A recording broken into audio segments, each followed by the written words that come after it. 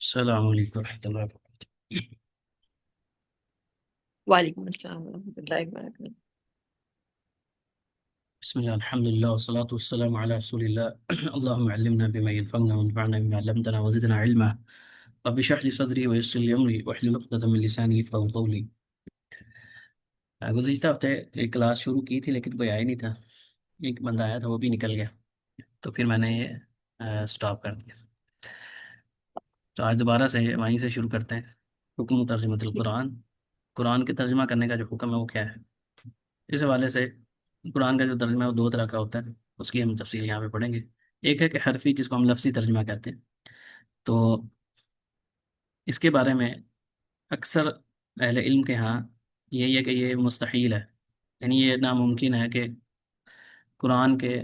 الفاظ کا ترجمہ کسی اور زبان میں کیا جائے، یہ پاسبل نہیں ہے۔ اس کی وجہ یہ ہے کہ اس کی کچھ شروط جو اہل علم نے ذکر کی ہیں وہ شروط پائی نہیں جاتی کسی، یعنی یا تو کچھ شروط پائی جاتی ہیں لیکن مکمل شروط نہیں پائی جاتی وہ والی دوسری زبان۔ پہلی جو شرط ہے وہ یہ ہے کہ وجود مفردات فی اللغہ المترجم الیہا بإزاء حروف اللغہ المترجم منها، کہ جس زبان میں ترجمہ کیا جا رہا ہے اس کے اندر بھی وہ حروف پائے جائیں اسی برابر کے جس زبان سے ترجمہ کیا جا رہا ہے، یعنی جو عربی میں ہے وہی حروف یا اسی طرح کے معنی بیان کرنے کے لیے وہ لفظ دوسری زبان میں موجود ہوں، تو ایسا پاسبل ہی نہیں ہے کہ سیم ٹو سیم معنی اسی طرح بیان ہو سکے، کیونکہ ایک عربی زبان کی اپنی وسعت ہے، ایک لفظ ہے اس کا اپنا ایک سمندر ہوتا ہے۔ اب اس لفظ کو دوسری زبان میں کیسے بیان کر سکتے ہیں انسان؟ اس کا معنی تو آپ بیان کر سکتے ہیں کچھ نہ کچھ، لیکن یہ آپ لوگ اب ماشاءاللہ سے عربی آپ کو بھی آ گئی ہے، تو آپ کو یہ بات تو اندازہ ہو گیا ہوگا 3 4 سال کے اندر کہ ایسا تقریباً ناممکن ہے کہ جو عربی کی اپنی تاثیر ہے نا، جو ایک لفظ پڑھ کے آپ کو اس کی سمندر کی گہرائی سمجھ آتی ہے، وہ آپ کبھی بھی ترجمے میں اندر وہ تاثیر نہیں سمجھ آتی۔ تو یہ پاسبل ہی نہیں ہوتا کہ آپ اس دوسری زبان میں سیم ٹو سیم اس کی تاثیر اور وہی لفظ جس کا معنی بیان کرنا چاہ رہے ہیں اسی طرح کا معنی دوسری زبان میں ہو سکے۔ اہل علم کے ہاں لفظی ترجمہ قرآن کا یہ تقریباً اکثر اہل علم کے ہاں ناممکن ہے،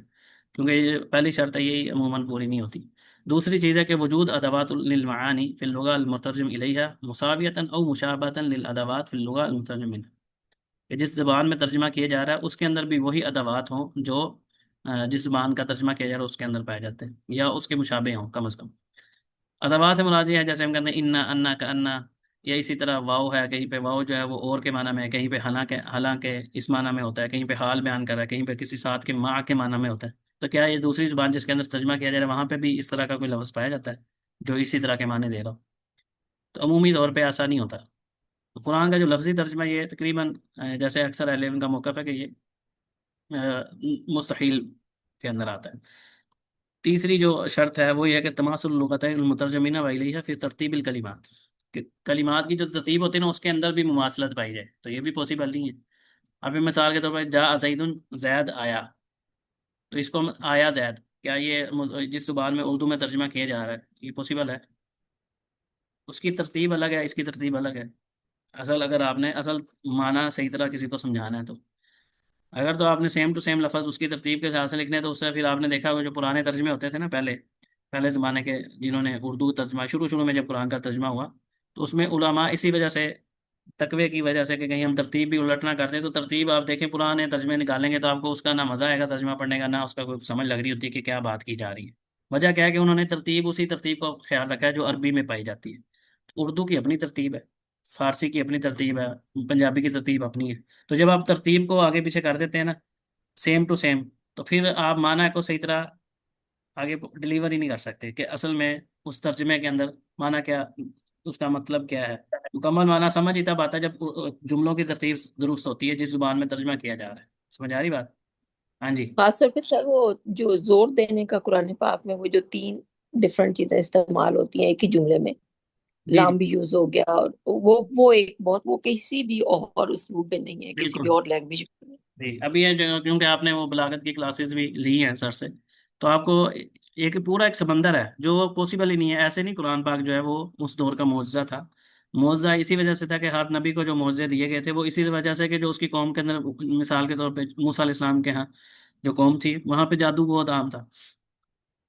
عیسیٰ علیہ السلام کے ہاں طب کا بڑا وہ تھا، تو سب اپنے اپنے علم پہ بڑا غرور کرتے تھے، تو ایسے ہی معجزات انبیاء کو عطا کیے تاکہ وہ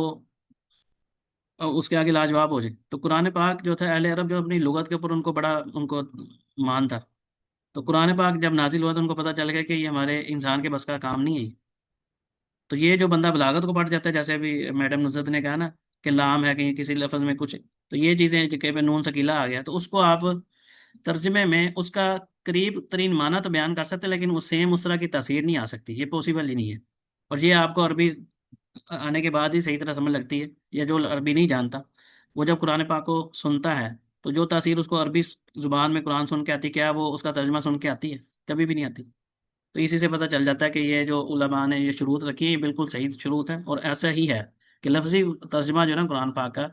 حروف کے اعتبار سے وہ تقریباً ناممکن ہی ہے. البتہ یہ ہوتا ہے کہ بعض آیات میں یا بعض الفاظ میں وہ معنی آپ پورا اتار لیں تو الگ بات ہے، لیکن پورے قرآن کی یا پوری آیات کی آپ ایسا کر لیں یہ تقریباً ناممکن ہے کہ سیم ٹو سیم اس طرح کا معاملہ ہو جائے. تو یہ تو تیسری شرط ہے، یہ بھی تقریباً ناممکن ہو، یہ اس میں بھی ممکن نہیں ہوتی. تو اس ان شروع سے ہمیں پتہ چلا کہ اس کا قرآن پاک کا لفظی ترجمہ تو تقریباً ناممکن ہے. البتہ دوسری جو قسم ہے ترجمے کی، جو ہمارے ہاں عمومی طور پہ جو لفظی ترجمہ جس کو ہم کہتے ہیں، یا ہم کہتے ہیں تفسیر بالمعنی کہہ لیں، جو سلیس ترجمہ اردو میں کیا جاتا ہے، اس کے اندر یہ ہے کہ یہ جائز ہے. کیونکہ آپ اس کا اصل میں مفہوم بیان کر رہے ہوتے ہیں، حقیقی معنی تو ہم نہیں کر سکتے، لیکن یہ ہے کہ جیسے تو قرآن کی آیت ہے انا اعطیناک الکوثر، ہم نے آپ کو کوثر عطا کیا، تو یہ ٹھیک ہے. اب آگے اس کی تفسیر بیان کر دی، وہ الگ سے لکھا جاتا ہے. تو اس کے اندر وہ والے یوں سمجھ لیں کہ جو خدشات ہیں وہ نہیں ہوتے اس کے اندر. جس کو آپ بات سمجھانا چاہ رہے تھے اس کو بات سمجھ آ جاتی ہے، لفظی ترجمے کے اندر ایسا ممکن نہیں ہوتا. وقد تجب حين تكون وسيلة إلى إبلاغ القرآن والإسلام لغير الناطقين باللغة العربية لأن إبلاغ ذلك واجب وما لا يتم الواجب إلا به فهو واجب. یہ بہت بڑا مشہور ایک اصولی کہہ لیں فقہی قاعدہ ہے کہ ما لا يتم الواجب إلا به فهو واجب. جس کے ذریعے واجب مکمل نہ ہوتا ہو تو وہ چیز بھی واجب ہی ہوتی ہے. مطلب اس کا یہ ہے، جیسے میں نے مثال دی تھی پہلے بھی، ہم نے ایک دفعہ کہیں پہ ذکر کیا تھا اس کا، کہ جسے نماز کے لیے وضو کیا ہے، کیا نماز وضو کے بغیر ہو جاتی ہے؟ نماز واجب ہے نا، فرض ہے. تو کیا نماز کوئی ایسی نماز ہے جو وضو کے بغیر ہوتی ہو؟ ایسی کوئی نماز نہیں ہے. تو پھر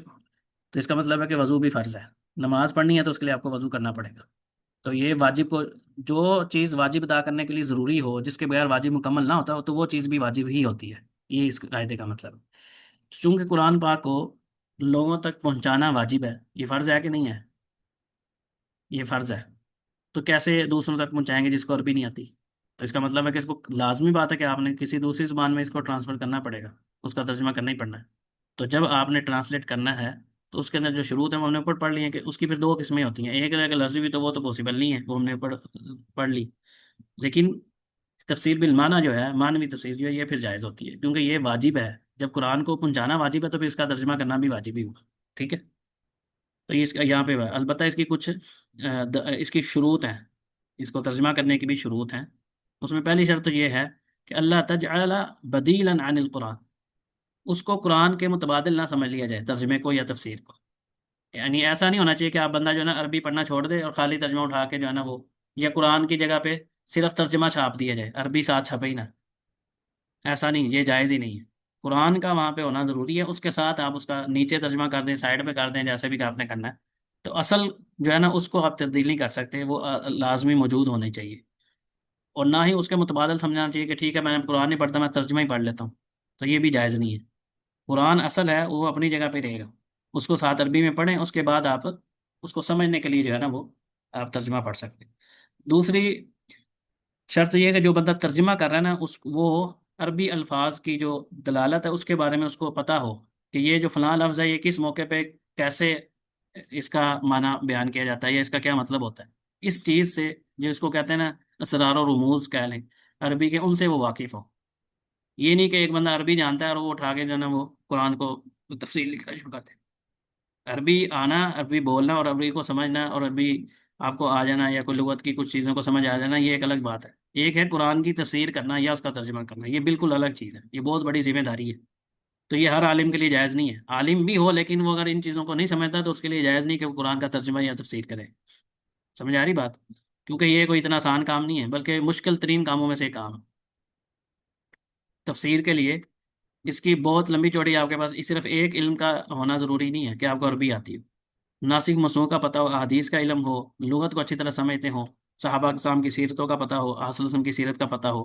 یعنی یہ سارے جب اسباب نزول کا پتہ ہو، کون سی آیت کب کہاں کس موقع پہ نازل ہوئی، اور کس نے کون سی ناسخ ہے کون سی منسوخ ہے، کس حدیث کے ذریعے منسوخ ہوئی یا کس آیت کے ذریعے منسوخ ہوئی، فلاں کا حکم کیا ہے فلاں، یہ سارے علوم کا آپ کو پتہ ہوگا، اس کے بعد آپ تفسیر کے قابل ہوتے ہیں۔ تو مفسر جو ہوتا ہے نا یہ ایسے نہیں ہوتا، بعض لوگ جو ہے نا وہ تفسیر شروع کر دیتے ہیں، ان کی تفسیر سے پتہ چل جاتا ہے کہ ہم ادھر ادھر کی ٹوئیاں کر رہے ہیں۔ تو تفسیر لکھنا یا کرنا یہ بہت مشکل کام۔ دوسرا یہ کہ اس عالم کو کیا ہو بمعنی الفاظ شرعیہ فی القرآن، ایک ہے لغوی معنی جس کا ہم اوپر پڑھ کے بھی آئیں گے غالباً، اور ایک ہے شرعی معنی۔ جیسے الصلاح لفظ ہے، صلاح کا مطلب اصل میں کیا ہے؟ دعا کرنا، لیکن شرعی طور پہ کیا ہے؟ شرعی طور پہ دعا کرنا مطلب ہے، اگرچہ لغوی معنی بھی شرعی معنی کے اندر شامل ہوتا ہے، بعض اوقات یہ ہوتا ہے کہ جو لغو کے اندر معنی ہوتا ہے نا وہی معنی شرعی جو معنی ہوتا ہے وہ اس کے اندر آتا ہے، لیکن مزید کچھ اور چیزیں ایڈ ہو جاتی ہیں۔ تو اسی طرح جیسے میں نے ابھی مثال دی الصلاح، اس کا مطلب دعا کرنا بھی ہوتا ہے، لغوی طور پہ آپ دیکھیں گے تو آپ کو یہ پتہ چلے گا، لیکن صرف صلاح نہیں ہے شرع کے اندر، بلکہ ایک خاص طریقے کے ساتھ جس کے اندر رکوع بھی شامل ہو، سجدہ بھی ہو، ایک خاص طریقہ کار ہے، اس طریقے سے اگر آپ کچھ افعال کو سر انجام دیتے ہیں اور کچھ خاص ذکر کرتے ہیں، جیسے سورہ فاتحہ پڑھنی ہے، قرآن تلاوت کرنی ہے، رکوع میں کچھ پڑھنا ہے، سجدے میں کچھ پڑھنا ہے، یہ جو ساری چیزیں ہیں ان کو ملا کے نماز شرعی معنی بنتا ہے۔ تو جو بندہ تفسیر کر رہا ہے اس کو ان شرعی معانی کا علم ہونا ضروری ہے کہ قرآن پاک کے اندر جو فلاں لفظ ہے وہ لغوی طور پہ استعمال ہوگا یا شرعی معنی کے اعتبار ہوگا۔ اگر وہ صرف لغت کو لے کے چلے گا تو بہت سی قرآن کی آیتوں کو اس کا مطلب ہی چینج ہو جائے گا، یا وہ بیڑا گرک کر لے گا اپنا بھی اور جو اس کے پیچھے چلنے والے ہوں۔ تو اس لیے صرف ترجمہ ولا تقبل، یہ جو شرط ہے یہ بڑی اہم ہے، لا تقبل الترجمہ للقرآن الکریم الا من مأمون العلی، صرف اسی سے ترجمہ لیا جائے گا، اسی کا ترجمہ قبول کیا جائے گا جو مأمون ہوگا، جو ان چیزوں سے پاک ہوگا، جس کے اندر یہ والی خطائیں نہ ہو۔ یہ نہیں ہے کہ کوئی فاسق فاجر اٹھ کے جو ہے نا الٹا سیدھا ترجمہ کر رہا ہے اور لوگ اس کے پیچھے چلنا شروع کر جی دیکھیں جی بات تو صحیح کر رہا ہے نا، ایسی بات نہیں ہونی چاہیے۔ تو یہ بنیادی شروط ہیں قرآن کا ترجمہ اور تفسیر کرنے کے لیے، تو یہ اس کے بغیر چارہ کار نہیں ہے۔ باقی ہم جو ہے نا چند مشہور مفسرین کا ذکر کرتے ہیں، جیسے آج ہم نے الحمدللہ موقع ملا کہ مفسرین کے محدثین کا ہم نے پڑھا، حدیث کے علماء کا جنہوں نے کتابیں لکھی، اسی طرح جو مشہور صحابہ تھے تفسیر کے اندر ان کا ذکر کرتے ہیں، مختصر ترجمہ ان کا ہم پڑھیں گے انشاءاللہ۔ تو اشتہر بالتفسیر جماعت من صحابہ، صحابہ میں سے بعض جو ہے نا ان کی ایک گروہ جو تھا وہ مشہور تھا تفسیر کے اندر، ذکر السیوطی، یہ سیوطی امام سیوطی رحمہ اللہ، یہ بڑے جلال الدین سیوطی ان کا نام ہے، ان کی کتاب ہے علوم القرآن کے اوپر، تو اس میں انہوں نے ذکر کیا، یہ کہا ان کی جو وفات ہے وہ غالباً 910 ہجری ہے، یہ امام سیوطی رحمہ اللہ کی۔ تو ان کی بڑی مشہور کتاب ہے علوم القرآن کے اوپر، دو کتابیں بڑی مشہور ہیں، الاتقان اور اسی طرح البرہان، ان میں سے ایک کتاب ان کی ہے۔ وہ کہتے ہیں کہ سب سے پہلے جو تھے الخلفاء الاربعہ، یہ جو الخلفاء الاربعہ ہے نا ان کو تو آپ صحابہ میں سب سے اونچے درجے کے علماء جو تھے نا وہ یہ چار ہی تھے، باقی جتنے بھی آتے ہیں وہ ان کا بعد میں آپ کہہ سکتے ہیں۔ اگرچہ ہو سکتا ہے کہ کوئی بندہ تفسیر میں جیسے عبداللہ بن عباس ہیں وہ مشہور ہو سکتے ہیں کہ ان کی تفسیر کی بہت ملتی ہیں، یا حدیثیں ابو ہریرہ سے کیوں زیادہ مروی ہیں، ابو بکر صدیق سے کیوں نہیں ہے، اس کے کچھ اسباب اہل علم نے ذکر کیے ہیں، لیکن یہ نہیں ہے کہ ابو ہریرہ جو ہے نا وہ حدیث کے اندر ان سے اوپر ہے، ایسا پاسبل نہیں ہے۔ سمجھ آ رہی بات؟ یعنی یہ نہیں ہے کہ سب سے زیادہ حدیثیں جو ہیں کیا نام ہے سیدنا ابو ہریرہ رضی اللہ عنہ سے مروی ہیں لہذا وہ سب سے افضل ہیں، نہیں، افضلیت میں صرف مقام و مرتبے کے اعتبار سے نہیں، علم کے اعتبار سے، تفسیر کے اعتبار سے، حدیث کے علم کے اندر، حکمت و بصیرت کے اندر، یہ سارے جو چار خلفۂ راشدین ہیں یہ سب سے اوپر ہی آئیں گے۔ پہلے نمبر پہ ابو بکر، یہ جو ترتیب ہے یہ ترتیب بھی یہی رکھنی ہے، اور یہ صحابہ کے اندر ہی ترتیب مشہور تھی، یہ نہیں کہ بعد میں آ کے کسی نے کی ہے کہ کسی کو زیادہ سیدنا علی پسند ہے تو زیادہ ہی علی کو اوپر کر دیں، ایسا نہیں ہے کہ ابو بکر صدیق رضی اللہ عنہ کے اوپر کیا ہے، یہ حدیث کے اندر ملتا ہے، قرآن پاک کی کچھ آیات سے پتہ چلتا ہے، اور صحابہ کے اپنے اقوال سے پتہ چلتا ہے کہ ان کے ہاں سب سے زیادہ جو جس کی رسپیکٹ کی جاتی تھی، جو رسول اللہ صلی اللہ علیہ وسلم سے انہوں نے سیکھا، اس میں سے پہلے نمبر پہ ابو بکر اور عمر رضی اللہ تعالیٰ عنہ آتے تھے، اور یہ خود اہل علم کے اور جو صحابہ میں تھے ان کے اپنے اقوال سے یہ چیزیں ثابت ہیں، تو لہذا اس میں تعصب کا شکار نہیں ہے، یہ بالکل صحیح تفصیل ہے۔ تو علم کے اعتبار سے یہ چاروں جو ہے نا یہ اوپر ہے سارے صحابہ سے، اگرچہ بعض چیزوں میں جیسے میں نے کہا کہ حدیث میں ابو ہریرہ رضی اللہ عنہ مروی ہے، کسی تفسیر میں عبداللہ بن عباس کا نام ہے یا عبداللہ بن مسعود رضی اللہ عنہ کا نام ہے، تو اس کے کچھ اسباب ہیں کہ کیوں ان سے یہ تفسیر مروی نہیں ہے اتنی، لیکن یہ نہیں کہ ان کو پتہ نہیں تھا، اس کی کچھ چیزیں ہم آگے پڑھیں گے انشاءاللہ۔ تو الا ان الروایہ عن الثلاثه الاولین، یہ کہہ رہے ہیں یہ جو پہلے تین ہیں نا، ان سے اگرچہ روایتیں بہت کم ہیں، لم تکن کثیرہ لانشغالہم بالخلافہ، کیونکہ یہ خلافت کے اندر مشغول ہو گئے تھے، اس کی وجہ سے پھر ان کی جو دوسری ذمہ داری تھی نا وہ زیادہ بڑھ گئی، اس وجہ سے پھر اس طرف روایت کی طرف ان کا جو ہے نا وہ مصروفیت کی وجہ سے یہ نہ کر سکے یہ کام۔ البتہ سیدنا علی رضی اللہ عنہ میں بہت سی روایتیں حدیث کی بھی ملتی ہیں، ٹھیک ہے، لیکن یہ جو پہلے تین خلفائے راشدین تھے، ان کے بارے میں یہی آتا ہے کہ یہ خلافت کی وجہ سے، اور جو ہر جس طرح سیدنا ابو بکر صدیق رضی اللہ عنہ کی خلافت ہے، نبی کے وسلم کی وفات کے فوراً بعد ان کو خلیفہ چنا گیا، اس کا بھی ایک بڑی لمبی تفصیل ہے۔ پھر فوراً سے کچھ جو تھے وہ کچھ لوگوں نے کہا کہ ہم نے زکوٰۃ نہیں دینی کیونکہ اب رسول اللہ صلی اللہ علیہ وسلم چلے گئے دنیا سے، تو اب ہم نے زکوٰۃ نہیں دینی، ان سے جہاد کرنا پڑ گیا۔ اسی طرح کچھ لوگوں جو تھے جنہوں نے نبوت کا دعویٰ کیا تھا، ان کے ساتھ بھی ختم نبوت کے لیے ان کی جنگ کا معاملہ آ گیا، یعنی اس قسم کے کچھ ایسے حالات بنے ہوئے تھے کہ ان کی مصروفیت ہی ایسی رہی کہ اس طرف یہ آ ہی نہیں سکے۔ اسی طرح سیدنا عمر رضی اللہ عنہ کا معاملہ ہے، سیدنا عثمان کی خلافت ہے وہ بھی مشہور ہے، اور خاص طور پہ ان کی جو شہادت ہے وہ اگر دیکھیں تو یعنی کئی ایسے اسباب ہمیں نظر آتے ہیں جس کی وجہ سے وہ دیگر مصروفیات ان کی اس طرح کی رہی کہ وہ اس طرح کے ان میں نہیں نکل سکے، حتیٰ کہ سیدنا علی رضی اللہ عنہ کا بھی دور خلافت ایسا ہی رہا ہے، خوارج کا فتنہ آ گیا، کوئی کسی نے کس قسم کے معاملات چل پڑے، تو اس وجہ سے ان علماء سے جو ہے وہ صحابہ سے کم یہ روایت مروی ہے۔ البتہ دیگر جو صحابہ کے اندر جن کا نام تھا، ان میں عبداللہ بن مسعود رضی اللہ تعالیٰ عنہ، یہ بہت بڑے فقیہ بھی تھے اور ساتھ مفسر بھی تھے، اور سینئر ترین صحابہ میں سے ان کا شمار ہوتا ہے۔ اسی طرح عبداللہ بن عباس رضی اللہ تعالیٰ عنہ، اگرچہ یہ عمر میں چھوٹے تھے، لیکن اللہ نے ان کو نبی کریم صلی اللہ علیہ وسلم کی دعا کی برکت سے بہت مقام عطا کیا، اور ترجمان القرآن بھی ان کو کہا جاتا ہے۔ فلنترجم لحیات علی بن ابی طالب رضی اللہ عنہ مع ہذین رضی اللہ عنہ اجمعین، تو کہتے ہیں کہ ہم صرف سیدنا علی رضی اللہ تعالیٰ عنہ اور ان دو صحابہ عبداللہ بن مسعود اور عبداللہ بن عباس رضی اللہ، ان تین کا ذکر کرتے ہیں۔ پہلے تین خلفائے راشدین کا انہوں نے بتا دیا کہ ان کی روایت کام ہے، تو اس لیے جو مشہور ہیں ان کے ذکر کرتے ہیں۔ تو پہلے سیدنا علی رضی اللہ تعالیٰ عنہ کا تعارف کر لیتے ہیں۔ یہ مشہور ہے کہ ابن امی رسول اللہ صلی اللہ علیہ وسلم، یہ نبی کے وسلم کے چچا کے بیٹے تھے، یہ سیدنا علی بن ابی طالب۔ تو ابو طالب جن کے والد تھے وہ کیونکہ نبی کے سگے چچا ہیں، تو ان کے بیٹے یعنی یہ نبی کے چچا زاد بھائی لگتے ہیں سیدنا علی رضی اللہ عنہ، کزن کہہ لیں، چچا زاد بھائی۔ وزوج ابنتہ فاطمہ رضی اللہ عنہا، تو یہ نبی کے وسلم کی بیٹی سے ان کی شادی ہوئی، سب سے چہیتی بیٹی تھی ان کے ساتھ، اور یہ سب سے پہلے جو لوگ ایمان لائے تھے رشتہ داروں میں قریبی ان میں سے ایک ہے۔ اسی طرح یہ علی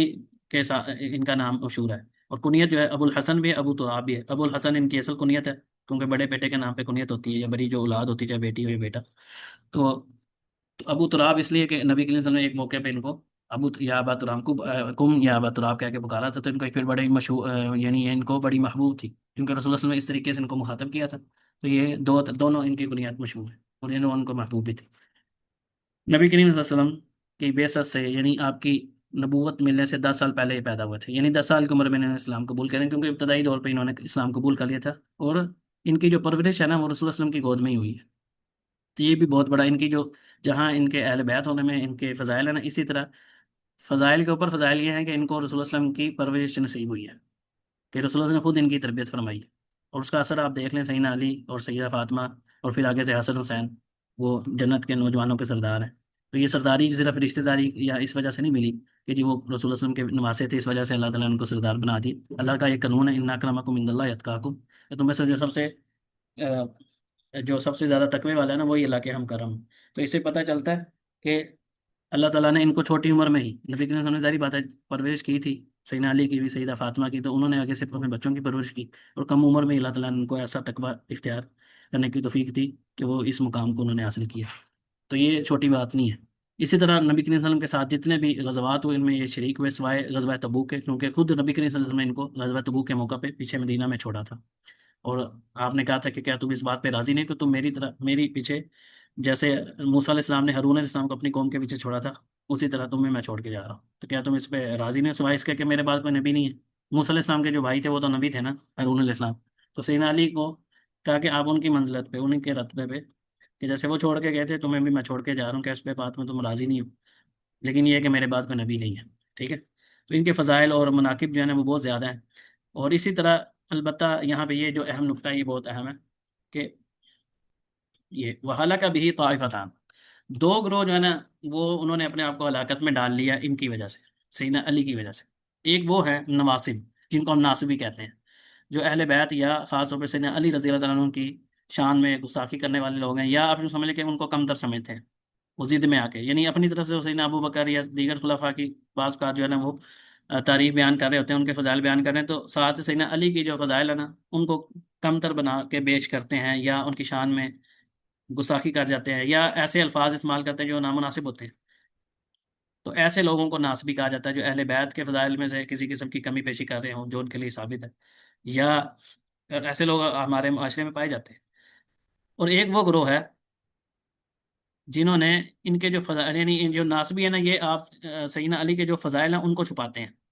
وہ نہیں بتاتے، یا دشمنی ان سے رکھتے ہیں، یا کسی بھی قسم کا ایسا معاملہ کرتے ہیں جو نامناسب ہوتا ہے۔ جبکہ دوسرا جو گروہ ہے وہ روافظ کا ہے،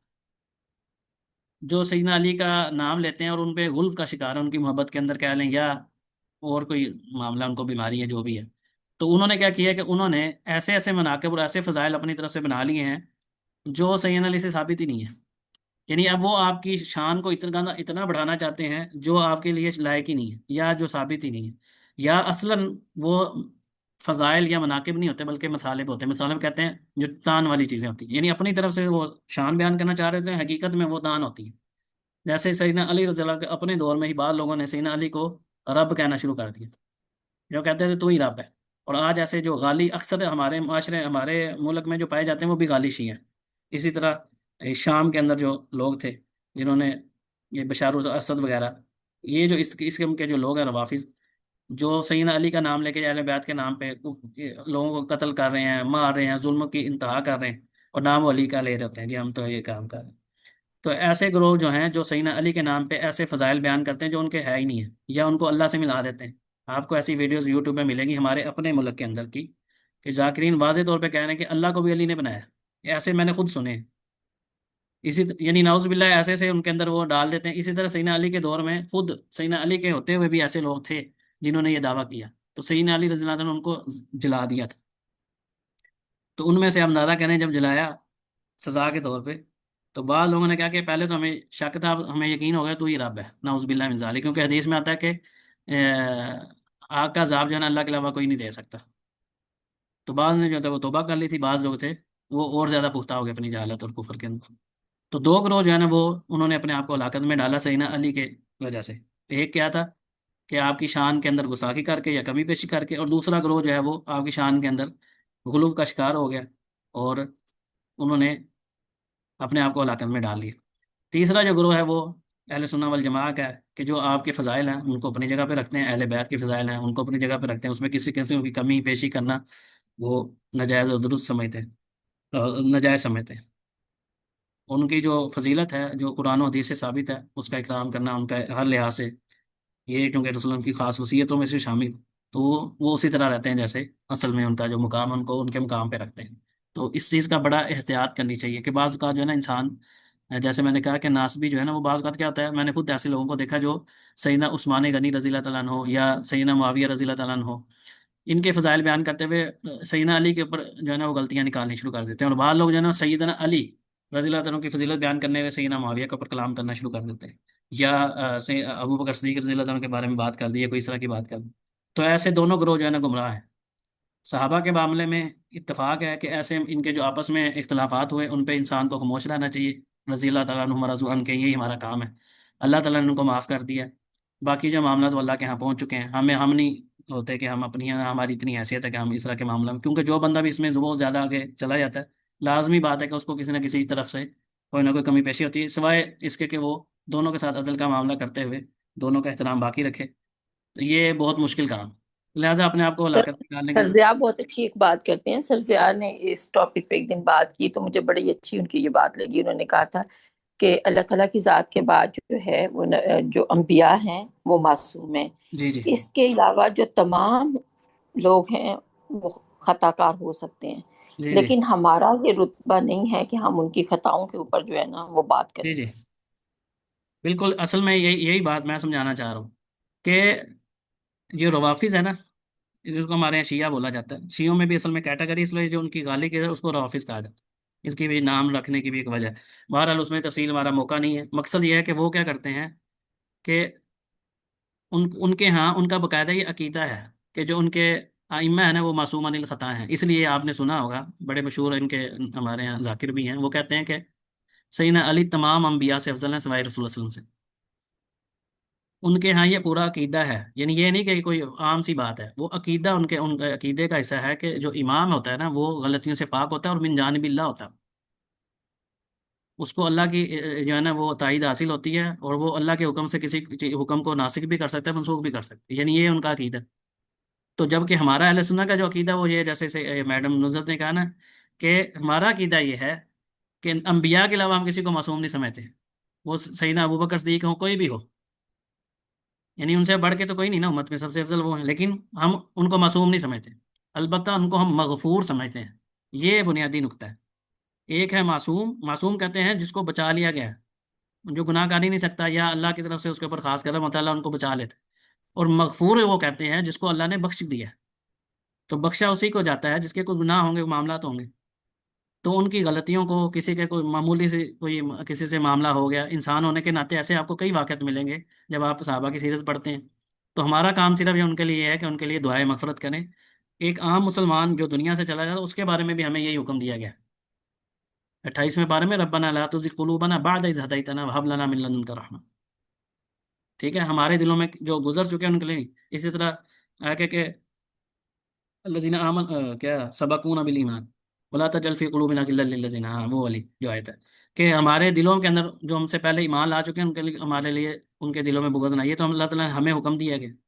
کہ ہم اس طرح دعا کریں، تو اپنے سینوں کو ان چیزوں سے پاک رکھیں، تمام صحابہ کا احترام کریں۔ تمام صحابہ کے احترام کا مطلب یہ نہیں کہ جو ان کے فضائل ہیں، جو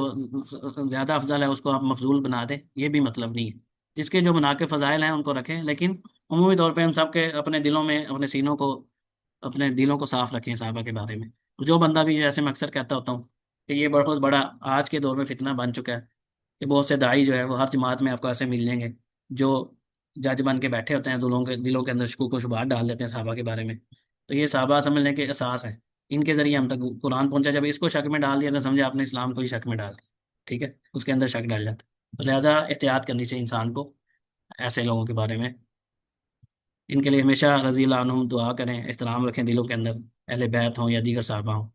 اسی طرح سیدنا علی رضی اللہ تعالیٰ عنہ، یہ جو دو گروہ تھا اس پہ ایسی تھوڑی سی تفصیل سے گفتگو ہوگی ہے، بہرحال یہ اپنی شجاعت، بہادری اور ذکا مع العلم والذکا، یعنی اپنے علم کی ایک ہوتا ہے ذکا، ذہین و فتین ہونا، اور ایک ہوتا ہے ذکا، اس ذا کے ساتھ پاکیزہ کردار کے مالک تھے۔ حتیٰ كان امیر المؤمنین عمر بن الخطاب رضی اللہ عنہ، ابن الخطاب رضی اللہ عنہ یتعوذ من معضلۃ لیس لها ابو حسن،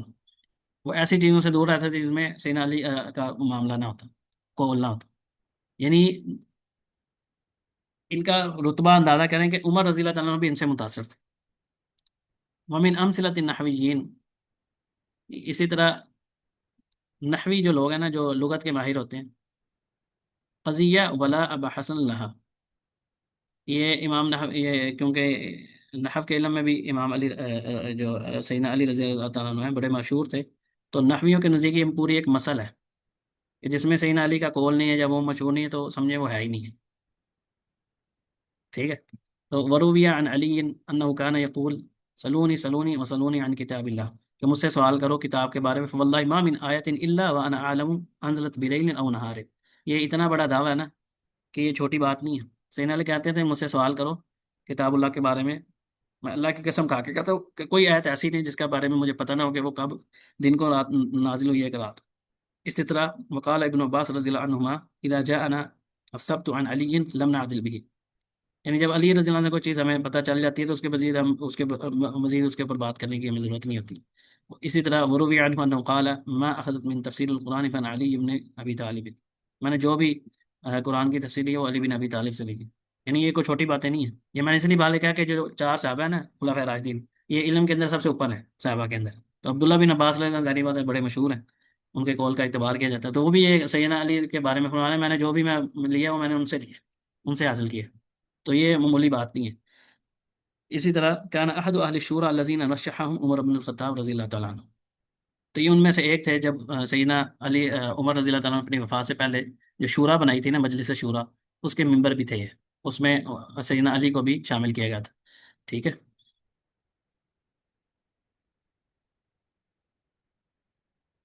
बहरहाल आगे अ, ये 27 रमज़ान को शहीद हुए कूफा के अंदर। नमाज के दौरान इनको शहीद किया गया था।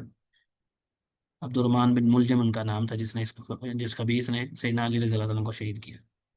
इस उसके बाद है अब्दुल्ला बिन मसूद रज़ी अल्लाह तआला, तो ये भी मशहूर और सीनियर तरीन साहबा में से ये है। उम्मु अब्दिन, ये इनकी वालदा का जो है ना वो नाम मशहूर था। क्या ना यूं सब इलैहा अहयानन, कभी कभी जो है ना इनके वालदा की तरफ निस्बत की जाती थी। वजह क्या थी, ये नीचे इन्होंने हाशिए में लिखा है, वज़ालिका लिअन्ना अबाहु माता फिल जाहिलिय्या, क्योंकि इनके वालिद जो थे वो जहलियत में ही फौत हुए थे, यानी नबी की बेसत से पहले फौत हो गए थे, या जहलियत के जिनका इस्लाम कबूल नहीं किया था। वह अदरका उम्मतु उम्मुहु अल इस्लाम, तो चूंकि इनकी वालदा मुसलमान हो गई थी, इस वजह से अपनी निस्बत माँ की तरफ करते थे बहर। वकान मिन साबिकीन अल अव्वलीन फिल इस्लाम, तो ये जो साबिकून अल अव्वलून है, जो सबसे पहले लोग इस्लाम लेकर आए थे उनमें शामिल है, जिन्होंने 2 मरतबा हिजरत की, जैसे तो हबशा की तरफ हिजरत करना और उसके बाद मदीना। वह शहीद बदर वमा बाद मिनल मशाहिदी, बदर में भी, जंग गजवा बदर में, उसके बाद जितने भी जो गजवात हुए उनमें भी ये हाजिर हुए थे। तो इन्होंने नबी करीम सल्लल्लाहु अलैहि वसल्लम से 70 से ज़्यादा सूरतें जो हैं वो इन्होंने बरह रास्त नबी करीम सल्लल्लाहु अलैहि वसल्लम से ली थी। ठीक है, तो नबी करीम सल्लल्लाहु अलैहि वसल्लम ने जब ये इस्लाम लेकर आए, शुरू इस्लाम में फरमाया था कि इन्नका लग़ुलामुन मुअल्लमुन, ये तो सिखाया हुआ गुलाम है, यानी ये पहले से मुअद्दब शुदा है। यानी इनकी शान के अंदर ये लफ्ज़ नबी करीम सल्लल्लाहु अलैहि वसल्लम ने फरमाया। इसी तरह आपने फरमाया था कि जो बंदा भी कुरान को इस हालत में लेना, जैसे वो जिस तरह उसको हक है ना पढ़ने का, जैसे वो लिया गया, कमा उनजिला फल यकरा अला क़िराअत उम्मे अब्द, कि वो अब्दुल्ला बिन मसूद रज़ी अल्लाह तआला की किरात को ले, कि जैसे कुरान को पढ़ने का हक है ना वैसे। ये सही बुखारी में रवायत है। इसी तरह लक़द अलिम असहाबु रसूल अन्ननी अन्नी मिन अअलमिहिम भी किताबिल्लाह, साहबा को भी पता था कि ये सबसे ज़्यादा कुरान को जानने वाले हैं। इनका भी यही था कि वो कहते हैं कि मैं उस ज़ात की कसम खा के कहता हूँ जिसके सिवा कोई मबूद बरहक नहीं, कि मा उनज़िलत सूरत मिन किताबिल्लाह इल्ला व अना आलमु अय्ना नज़लत, कि कोई ऐसी सूरत नहीं कुरान की जिसके बारे में मुझे पता ना हो कि वो कहाँ पे नाजिल हुई। वला उनज़िलत आयत मिन किताबिल्लाह, ना ही किसी आयत ऐसी नाजिल हुई जिसके किताबुल्लाह की आयत हो, इल्ला व अना आलमु फी मन उनज़िलत, कि मुझे पता होता है कि किसके बारे में नाजिल हुई है। क्योंकि बाज़ आयात ये ऐसी होती है ना जो किसी खास शख्स के बारे में नाजिल होती हैं, उसका हुक्म होता है या किसी खास सबब होता है। इनको इस बारे में तफसीली इल्म था अब्दुल्ला बिन मसूद रज़ी, और ये बहुत बड़े फ़कीह भी थे। वलो आलम अहदन आलम मिन्नी भी किताबिल्लाह, ये ज़रा इतना इल्म होने के बावजूद, ज़रा तवाज़ो चेक करें इल्म की, इतना बड़े आलिम हैं, इतने बड़े फ़कीह हैं, उसके बावजूद ज़रा उनका तवाज़ो चेक करें इल्म के लिए। वो कहते हैं अगर मुझे पता चले कि मुझसे ज़्यादा कोई बंदा किताबुल्लाह का इल्म रखने वाला है, तब लोगों इल्म रकीब तो इलेही, कि जिस तक ऊँट पहुँच सकते हैं तो मैं सवार होकर तक जाऊँगा। ये इल्म की हिर्स थी उनके अंदर, हालांकि इनको ज़रूरत नहीं थी। इन्होंने भी नबी के की बहुत अरसा खिदमत की है। इनकी शान के फ़ज़ाइल पे पूरी पूरी अहले इल्म ने किताबें भी लिखी हैं, तफसील में नहीं हम जाते। मकसद बात करने का यह है कि इतना बड़ा आलिम होने के बावजूद नबी की शुरू से लेके इस्लाम, यानी इब्तदा में इन्होंने इस्लाम कबूल किया, सारी ज़िंदगी इस्लाम में गुजरी, हर मौके पे रसूलुल्लाह के साथ हुए। इल्म के अंदर जो मशहूर साहब हैं उनमें इनका नाम है, उसके बावजूद कह रहे हैं कि मुझे पता चले ना कि किसी बंदे के पास मुझसे ज़्यादा इल्म है किताबुल्लाह के बारे में, तो मैं सफ़र करूँगा उसका। ये इल्म की तवाज़ो और उसकी चाहत है। वकाना मिमन खदम नबी वसल्लम फ़काना साहिबुन अलैहि, तो रसूल वसल्लम के ये जूते मुबारक को उठाया करते थे, सफाई करना, आपके तकिए देना। तो ये एक छोटी शर्फ की बात है कि आसलम के जो जूते मुबारक हैं उनको उठाने की किसी को जो है ना वो अल्लाह ताला सआदत नसीब फरमा दे। तो ये भी जैसे अनस बिन मालिक रज़ी अल्लाह खादिम थे, इनको भी बड़ा खिदमत का मौका मिला। ठीक है, तो वो कहते हैं, अब ज़रा अबू मूसा अशरी रज़ी अल्लाह ताला का कौल पढ़ें तो आपको अंदाज़ा होगा कि इनका रसूल सल्लल्लाहु अलैहि वसल्लम के साथ कैसा गहरा ताल्लुक था। वो फरमाते हैं कि मैं और मेरा भाई जो है ना यमन से आए, तो हम कुछ अर्सा वहाँ पे रहे, तो हमने देखा कि अब्दुल्ला बिन मसूद रज़ी अल्लाह ऐसे बंदे थे, तो हमें लगता था ये अहले बैत में से हैं, यानी ये आप सल्लम के कोई घर के ही फर्द है। इतना इनका जो था ना आप सल्लम के साथ आना जाना था, जिधर जाना आना जाना, और आप सल्लम के साथ रहना इनका था, इनका और इनकी वालदा का। तो इसी से आप सल्लम के साथ इनके ताल्लुक की हमें जो है ना वो पता चल जाता है कि किस कदर ये आप सल्लम के साथ रहते थे। तो ये आप सल्लम की इनका जो चलना फिरना, उठना बैठना, गुफ्तगू करना, ये भी नबी करीम सल्लल्लाहु अलैहि वसल्लम को बहुत ज़्यादा मिलता था। ये हुज़ैफा बिन यमान रज़ी अल्लाह तआला जो जिनको हम फितन की हदीस का सबसे बड़े आलिम माने जाते हैं उस सहाबा में, वो कहते हैं कि मा अरफ़ अहदन अक़रबु हदियन व समतन व दल्लन बिन नबी सल्लल्लाहु अलैहि वसल्लम मिन इब्न उम्मे अब्द। کہ میں عبداللہ بن مسعود رضی اللہ عنہ سے زیادہ نبی کریم صلی اللہ علیہ وسلم کے مشابہ کسی کو نہیں دیکھتا. آپ کے جو ہدی ہے، ہدی کہتے ہیں رہنمائی یا آپ وسلم کی جو ارشادات ان کے اوپر عمل کرنا، اور اسی طرح آپ کی جو ظاہری وہ ہوتی ہے نا، شکل و صورت کہہ لیں، لباس کے وضع کرتا ہے جس کو کہتے ہیں، وہ ہو گیا. اس اعتبار سے نبی کریم صلی اللہ علیہ وسلم کی بہت زیادہ مشابہت ہے. شکل و صورت کے اعتبار سے نہیں، یعنی آپ وسلم کے اٹھنے بیٹھنے کا انداز، گفتگو کا انداز، چلنے کا انداز، اور جو دیگر معاملات آپ وسلم کے تھے وہ بہت زیادہ آپ کے یہ قریب تھے. اس کے بعد ہم آتے ہیں ان کی مختلف ڈیوٹیاں بھی سیدنا عمر بن خطاب نے ان کوفہ میں ان کو والی بنا کے، گورنر بنا کے بھیجا وہاں پہ لوگوں کو دین سکھانے کے لیے، نہیں ایز عالم وہاں پہ. اور بعث عمار امیرن، اسی طرح عمار نے امیر بنا کے بھیجا. اور انہما من النجبا، نجبا کہتے ہیں جو چنیدہ لوگ ہوتے ہیں نا، جن کو خاص خاص جو لوگ ہوتے ہیں، من اصحاب محمد فاقتدوا بہما، کہ ان کی دونوں کی پیروی کرنا ضروری ہے. یہ ان کا حکم تھا عمر بن خطاب رضی اللہ عنہ کا، کہ یہ بہت زیادہ منتخب جو لوگ ہیں نا ان میں سے ایک ہیں عمار بن یاسر، اور اسی طرح یہ عبداللہ بن مسعود رضی اللہ عنہ. اسی طرح سیدنا عثمان نے بھی ان کو کوفہ کا گورنر کہہ لیں یا والی بنایا. اس کے بعد ان کو معزول کر لیا، اور اس کے بعد یہ ان کو مدینہ واپس جانے کا حکم دیا. اور یہ 32 ہجری میں فوت ہوئے. اور یہ جو بقیع المرکز جو قبرستان ہے مدینہ کا سب سے مشہور قبرستان،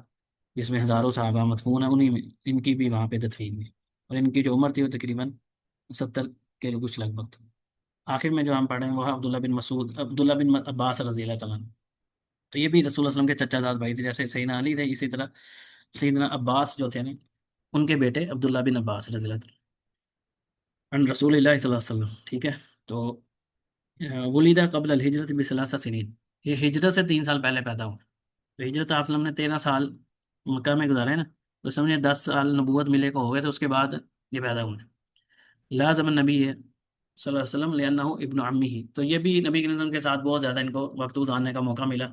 عمر تو ظاہر بات ہے کم ہی تھی. جب یہ رسول اللہ علیہ وسلم کی وفات ہوئی ہے تو ان کی عمر تقریباً 13 یا 14 سال تھی. تو اندازہ لگا رہے کہ اتنی عمر ہوگی، لیکن اس کے باوجود انہوں نے بہت زیادہ ٹائم رسول اللہ علیہ وسلم کے ساتھ گزارا، اور اس کا پھر اللہ تعالیٰ نے ان کو جو ہے وہ آ، اس کے ہمیں آثار بعد میں ملے. وخالت میمونہ تحت النبی صلی اللہ علیہ وسلم، ان کی جو والدہ ان کی جو خالہ تھی میمونہ رضی اللہ تعالیٰ عنہ، وہ نبی کریم صلی اللہ علیہ وسلم کی وائف تھی، امہات المومنین میں شامل تھی. ٹھیک ہے. اور رسول اللہ صلی اللہ علیہ وسلم نے ان کو اپنے سینہ مبارک کے ساتھ لگایا اور ان کے لیے دعا کی، اللہم علمہ الحکمہ، اور فی روایت الکتاب، ایک روایت میں حکمت کے الفاظ ہیں، ایک میں کتاب کے الفاظ ہیں. اور اس طرح آپ نے فرمایا وقال له حين وضع له وضوءه، جب انہوں نے ایک دفعہ رسول مکرم صلی اللہ علیہ وسلم کے، یہ رات کے ٹائم نا آپ وسلم کے ساتھ تھے، تو آپ اٹھے نماز کے لیے، تو آپ نے ان کو وضو کا پانی دیا، تو آپ وسلم نے فرمایا اللہم فقہہ فی الدین، یا اللہ اس کو دین کے اندر فقاہت عطا فرما دے. تو یہ دعا اللہ تعالیٰ نے قبول کی، اور اس دعا کی برکت سے ان کو امت کا عالم کہا جاتا ہے، حبر الامہ، جو امت کے بڑے علماء ان میں سے ان کا شمار ہوتا ہے، فی نشر تفسیر والفقہ، فقہ اور تفسیر کے اندر. تو اللہ تعالیٰ نے ان کو علم حاصل کرنے کی بہت زیادہ حرص عطا کی تھی، اور ان کا جو رتبہ تھا وہ اہل علم کے اندر بھی بڑا تھا. اندازہ کریں کہ یہ 13 سال کی عمر میں جب رسول اللہ صلی اللہ علیہ وسلم فوت ہوئے، تب ان کی عمر کتنی تھی؟ 13 سال. تو اس طرح کے بچے کی کیا، عام طور پہ بچہ ہی ہوتا ہے، لیکن مقام کیا تھا کہ عمر بن خطاب رضی اللہ تعالیٰ عنہ جیسا بڑا عالم صحابہ کے اندر، امیر المومنین عمر بن خطاب یدعو الی مجالسی، اپنی مجالس کے اندر ان کو بلایا کرتے تھے. وہ بھی ایک تو یہ مطلب تھا کہ ظاہری بات ہے کہ نبی قسم کے خاندان سے ان کا تعلق ہے، اس کا تو اکرام سارے صحابہ کرتے تھے اہل بیت کا، لیکن علم کی وجہ سے ان کا مقام کیا تھا کہ عمر بن خطاب رضی اللہ تعالیٰ عنہ جیسا بندہ بھی ان کو بلاتا تھا. تو وہ فقال المہاجرون، جو مہاجر تھے، یاری بات ہے انہوں نے ہجرت کی تھی، رسول اللہ، ان کا مقام اپنا ہے قرآن پاک کے اندر سابقون الاولون میں. تو وہ کہتے تھے کہ ہمارے بچوں کو کیوں نہیں آپ بلاتے؟ تو پھر ایک دفعہ ان کا مقام ظاہر کرنے کے لیے نا انہوں نے کہا کہ یہ بہت زیادہ سوال کرنے میں کا دل کا پاکیزہ بندہ ہے اور انتہائی سمجھدار ہے، اس وجہ سے میں اس کو بلاتا ہوں. تو ایک دفعہ ان کو بلا کے لوگوں کو دکھانے کے لیے کہ تاکہ ان کو پتہ چلے کہ میں کیوں اس کو بلاتا ہوں، تو انہوں نے پوچھا کہ ما تقولون فی قول اللہ تعالی اذا جاء نصر اللہ والفتح. ابھی انہوں نے ظاہری معنی بیان کیا جو ہم سب کو پتہ ہے، کہ اللہ تعالیٰ نے رسول اللہ کو کہا کہ جب فتح ہو جائے تو آپ جو ہے نا وہ اللہ کی حمد اور استغفار کریں. تو عمر رضی اللہ تعالیٰ عنہ نے ابن عباس سے کہا کہ تم کیا کہتے ہو اس کے بارے میں؟ تو انہوں نے کہا کہ لا قال فما تقول